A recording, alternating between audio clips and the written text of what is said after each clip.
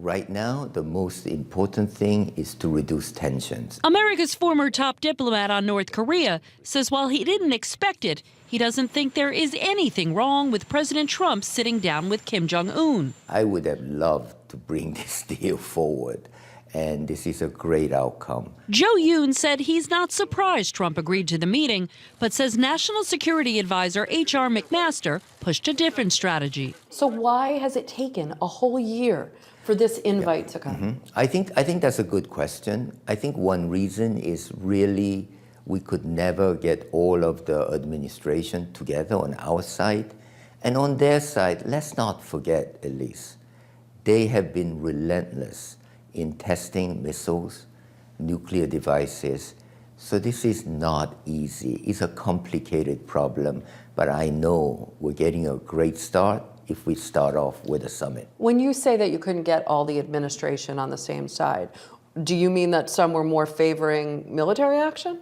Well, I think there was obviously voices within the administration. Like and who? it is natural to have different voices who were more aggressive and those who wanted more of a diplomatic solution. Like the National Security Advisor who had advocated a bloody nose, so to speak? Yeah. Well, I mean, it's really in an administration, you're going to have different views. But I think time has now come really to speak with one single unified voice, and that voice has to be that of the president.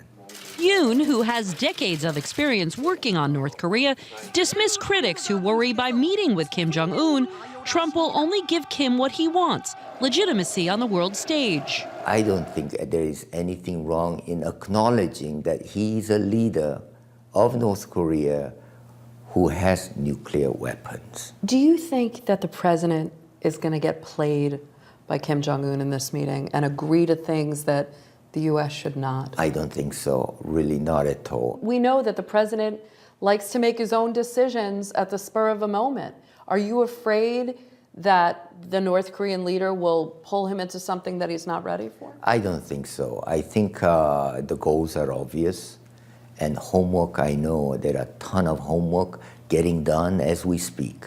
We're talking about a meeting that the North Koreans have not even acknowledged that they offered. Why have we not heard from them yet? I think, to be frank with you, I think they were a little bit surprised that Washington, President Trump, readily accepted. They thought it would take a little time.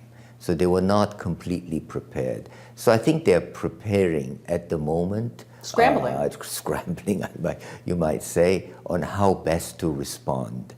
And so I think you will see that in coming days, something coming out. You've talked to the North Koreans. I've talked to North Korea, and just I sent a single message to them, which was that this was an amazing opportunity for both sides, and they need to respond.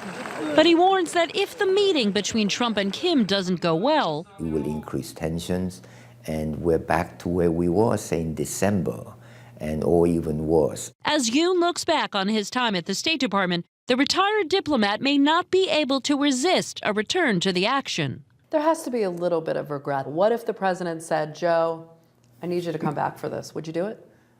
You know, when a president asks you to do something, you really have to give it serious thought, and that's what I'll do. It must be tempting, though, to be there for this historic Of course, it's meeting. tempting, yeah.